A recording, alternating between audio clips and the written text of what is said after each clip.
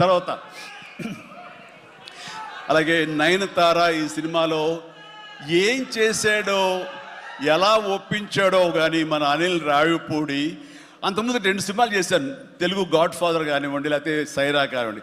ఆ సినిమాలో తను చాలా గుమ్మరంగా ఉంటుంది, తను పని చేసుకుంటుంది, డిగ్నిఫైడ్గా ఉంటుంది, వెళుతుంది. కానీ మళ్ళీ అసలు ఈ సినిమాలో అయితే ఎంత సరదాగా కలిసిపోయిందో, ఓ ఫ్యామిలీ గర్ల్ లాగా మాతో కలిసిపోయి మా కుటుంబ సభ్యురాల్లాగా తను ఉండి ఎంత సరదాగా చేసిందో. నేను అన్నాను, ఏంటి అనిల్ ఏం చేసిందో, ఏం మాట్లాడావు, ఏం కన్విన్స్ చేసావు, తను ఇవన్నీ ఒప్పుకోవడం ఏంటి, ప్రమోస్కు రావడం ఏంటి, అడగగానే తను చాలా రెచ్చిపోయి అసలు నయనతార నుంచి కొత్త నయనతారలా కనబడి చేసావు, ఏం చేసావంటే అడగండి సార్ కొనుక్కొని అంతే. అంటే నా ఉద్దేశం అటు ఇటు తిరిగేదిరా. ఏం చేశాడో తెలియదు కానీ డెఫినెట్లీ ఆ అమ్మాయి అంత ఇష్టపడుతుంది. అండ్ నయనతారని అంత ఇదిగా గుడ్ హ్యూమర్లో పెడతాడు, సరదా కబుర్లు చెప్తాడు. అండ్ తను పని చేసుకుని సీరియస్గా ఉండే మనిషి కాదు కాబట్టి వాళ్ళు కూడా అంత ఇదిగా లైక్ చేస్తారు.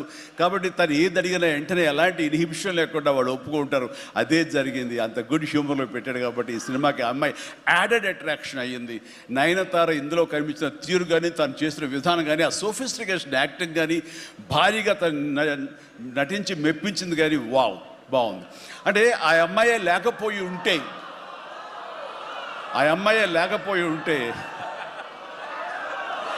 వావ్,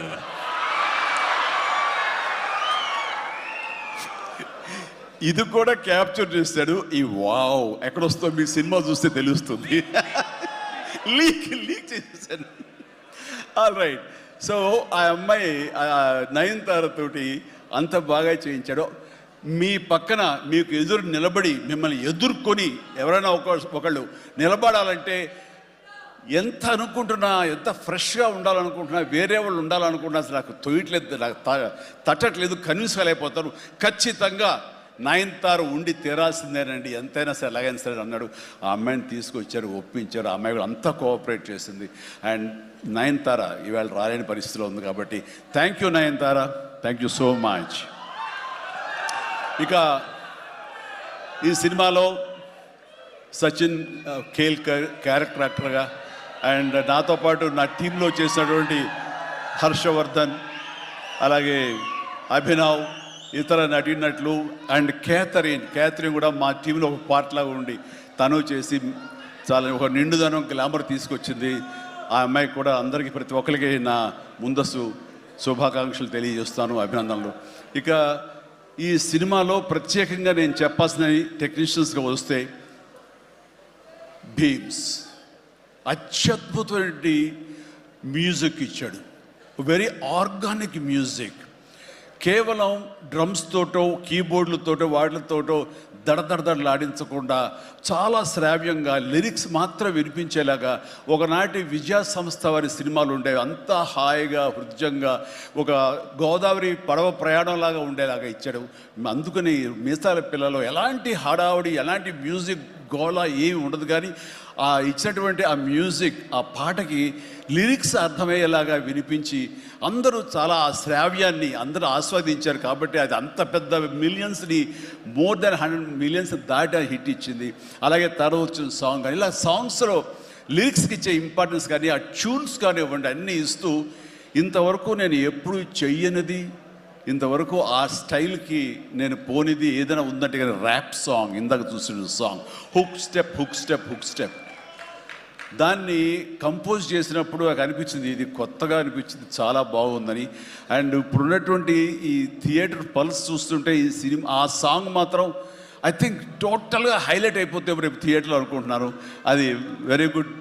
ఎందుకంటే ఆ సాంగ్ విన్న తర్వాత, ఆ సాంగ్ వింటుండగా ఎదురుగా ఉన్న వెంకటేష్ ఆపుకోలేక డ్యాన్స్ చేశారంటే అదే చాలు. ఇక ప్రతి ఒక్కడు అదే స్ఫూర్తితోటి ప్రతి ఈ సినిమాని, ఈ సాంగ్ని ఆస్వాదిస్తారు. అలాగా సాంగ్స్గా అన్నీ అత్యద్భుతంగా ఇచ్చినటువంటి మన భీమ్స్కి ప్రత్యేకించి, ఆ తర్వాత ప్రతి ఒక్కరు చిరంజీవి ఇంత గ్లామర్గా ఉన్నాడు, చిరంజీవి ఇంత ట్రిమ్గా ఉన్నాడు, ఇంత ఇదిగా ఉన్నాడు, ఎలా తగ్గాడు. నా వ్యక్తిగతంగా నేను చేసిన ప్రయత్నాలు పక్కన పెడితే తెర మీద అంత బాగా కనపడడానికి ప్రత్యేకించి మా డిఓపి, మా కెమెరామెన్ మన సమీర్ రెడ్డి చాలా చాలా బాగా చేశాడు.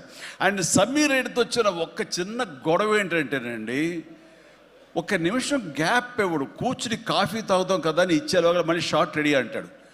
ఇంక అతనితోటి బహుశా అలా గనక అందరూ ఉండగలిగితే సినిమాలు 100 రోజులు దాటకుండానే ఫినిష్ చేయొచ్చు.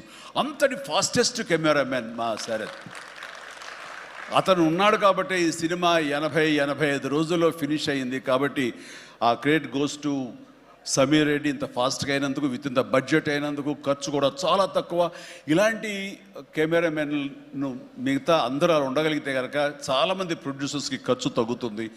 అండ్ అట్లాగే ఇక సమీర్, థ్యాంక్ యూ సమీర్. అందరూ బయట పొగుడుతుంటే కనుక నేను మనసులో నిన్ను పొగుడుకున్నాను. కాబట్టి థ్యాంక్ యూ సో మచ్ ఇంత గ్లామర్గా చూపించినందుకు. ఇక ప్రకాష్, మా ప్రొడక్షన్ డిజైనర్ ప్రకాష్ చాలా చక్కగా చూపించాడు. అండ్ తమ్మిరాజు గారు, అలాగే వీళ్ళన్నీ ఒక పక్కన ఉంటే కనుక అహర్నిశలు అంటే డే 1 నుంచి ఈవెల్ట్ వరకు కూడాను మన అనిల్ రావుపూడి స్టోరీ టీమ్, సాయి, నారాయణ, ఇంకా రాజేష్, ఇలాగ వీళ్ళందరూ ఉన్నారు. వాళ్ళ పేరు పేరున నేను వాళ్ళు పడ్డ కష్టాన్ని కానీ, వాళ్ళు తీసుకున్న శ్రద్ధాశక్తులు కానీ హృదయపూర్వకంగా నాకు సంతోషాన్ని, అభినందనలు, ధన్యవాదాలను తెలియజేస్తాను. వాళ్ళు అంత ఇదిగా ఉన్నారు. ఇక్కడ అనిల్ రావుపూడి గురించి ఇంకొక విషయం నేను చెప్పాలండి. ఏంటంటే అందరం సినిమా తీస్తూ ప్రేమించాలి. సినిమాని ప్రేమిస్తేనే మన యొక్క ఎఫర్ట్స్ తోటే సినిమాని ఆద్యంతం చాలా అద్భుతంగా తీయగలం మనం. అయితే సినిమా తీస్తున్నంతసేపు ఎంత ప్రేమిస్తాడో, ఎంత ఇష్టపడతాడో, ఎంత ఎంజాయ్ చేస్తాడో, అంత బాగా మన నుంచి యాక్టింగ్ రాబడతాడో, అంతకంత సినిమా పూర్తయిన తర్వాత కేవలం దానికి బాగుందా లేదా అని మళ్ళీ ఒకసారి తనుగా సమీక్షించుకున్నప్పుడు ప్రతిపక్ష నేత అయిపోతాడు. ఎదురు వెళ్ళిపోయి ఈ సినిమా ఎందుకు చూడాలి, ఈ సీన్ ఎందుకు వాళ్ళు ఎంజాయ్ చేయాలి, ఈ సీన్ని ఎందుకు ఇంత ఇదైంది, ఇంత లెంగ్త్ అవసరమా అని దాని మీద దాన్ని ఏమాత్రం ప్రేమించకుండా చాలా కఠినంగా ఎక్కడ లెంగ్త్లు ఎక్కువైనా సరే అన్నీ కూడా తీసేసి దాన్ని క్రిస్ప్ చేయడానికి కానీ, ఆ సినిమా ఎంతవరకు అలరిస్తుందో అలరించేందుకు కానీ అన్ని రకాల ప్రయత్నాలు చేస్తాను. నాకు నచ్చింది అది. ఎందుకంటే నిన్న మొన్న వచ్చి ఒక మెయిన్ ఎపిసోడ్ ఏదో లేపేసావు, లేదు లేపేసావు అని అడిగాను. లేదు, అది కథకి అడ్డొస్తుంది, స్టోరీ నెరేషన్కి అది అడ్డుపడుతుంది కాబట్టి తీసేసారన్నాడు. అలా తీయాలంటే గట్స్ కావాలి.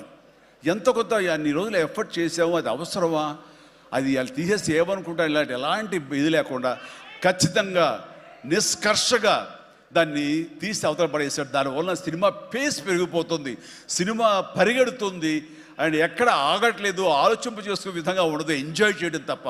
ఆ రకంగా సినిమాని ఎంత ప్రేమించి చేస్తామో ఆ తర్వాత అది ఫైనల్ వెర్షన్ బిఫోర్ ఆడియన్స్ దగ్గర వెళ్ళేటప్పుడు మనమే దాన్ని క్రిటిసైజ్ లాగా, క్రిటిక్ లాగా దాన్ని మనమే ప్రతిపక్ష హోదాలో ఉండి దాన్ని అన్ని రకాలుగా ట్రిమ్ చేసుకోగలిగితే అన్ని సినిమాలు చాలా బాగుంటాయని అనుకుంటున్నాను. అండ్ ఈ సందర్భంగా ఇంకా ఏమి లేదు, last but not least producers Sahu Garapati చిన్నవాడైనా సరే చాలా గుంభనంగా ఉంటాడు. ఎంతసేపటికి ఆ వర్క్ మీద తన ఇన్పుట్స్ ఏమి ఇవ్వాలనే దాని మీద ఆ ప్రయత్నాలు చేసుకుంటూ చాలా క్వైట్గా ఉంటాడు. ఎక్కడ కూడా ఏ రోజు కూడా ఏంటిది, ఇది జాప్యం ఏంటి, లేట్ ఏంటి అనేది ఏమి లేకుండా అంత కంఫర్టబుల్గా మా అందరికీ ఏర్పాటు చేశారు. దానికి ఆయన ఎఫర్ట్స్ కానీ ఆయనకున్న ఆ లిటిల్ ఎక్స్పీరియన్స్లో తనకు ఉన్నదానికి దీనికి మనస్ఫూర్తిగా సాహు ప్రత్యేకించి నా హృదయపూర్వక ధన్యవాదాలు. మంచి ప్రొడ్యూసర్ని నాకు అందించినందుకు మీకు నా ధన్యవాదాలు తెలియజేస్తాను. అండ్ అలాగే ఇంకా నా బిడ్డ సుష్మిత,